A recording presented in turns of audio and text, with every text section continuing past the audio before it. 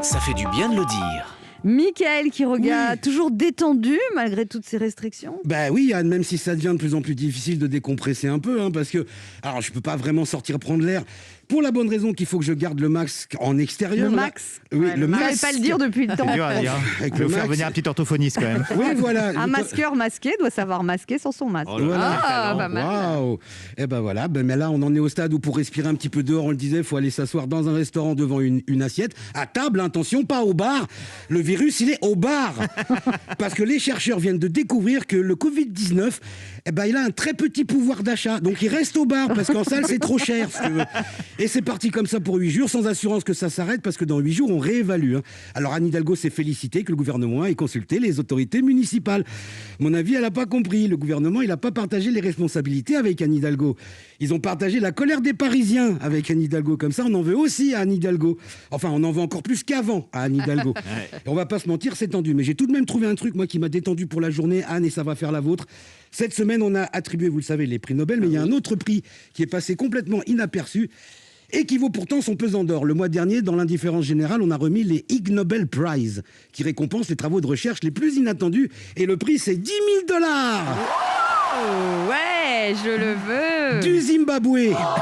Ah ben oui, alors 10 000 $ du Zimbabwe, j'ai calculé, j'ai fait la conversion en euros, exactement au centime près, ça fait 0, puisque la monnaie n'a plus cours depuis 2009. Mais ça vaut le détour, ne serait-ce que pour le fun. Par exemple, l'année précédente, l'année dernière, c'était balèze, ils ont donné l'Ig Nobel Prize de psychologie à un psychologue allemand qui avait fait la découverte que tenir un stylo entre les dents force à sourire et rend heureux Anne.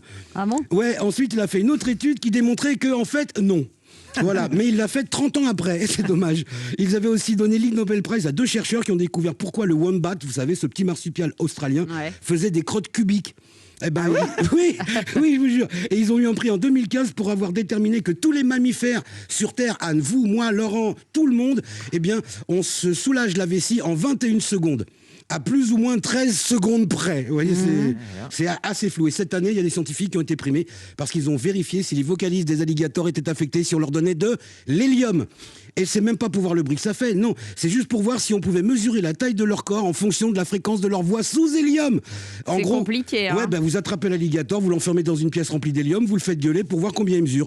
Vous auriez pu le mesurer dès le départ, dès que vous l'avez attrapé, mais c'était moins drôle.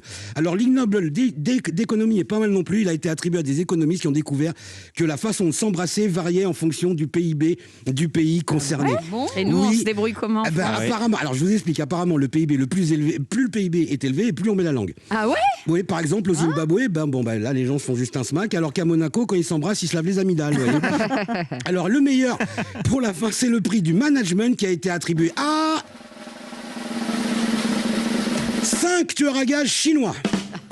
Véridique, parce qu'il y en avait un qui avait été mandaté pour exécuter un contrat, il l'a sous-traité à un autre tueur qui lui-même a sous-traité, et ainsi de suite, jusqu'au 5e tueur qui lui n'a pas exécuté le contrat. Les 5 tueurs ont donc été primés. Ils ont reçu l'Ig Nobel de management pour avoir démontré l'inefficacité de la délégation des tâches au sein de l'entreprise. Vous voyez, c'est tendu, d'accord, mais en cherchant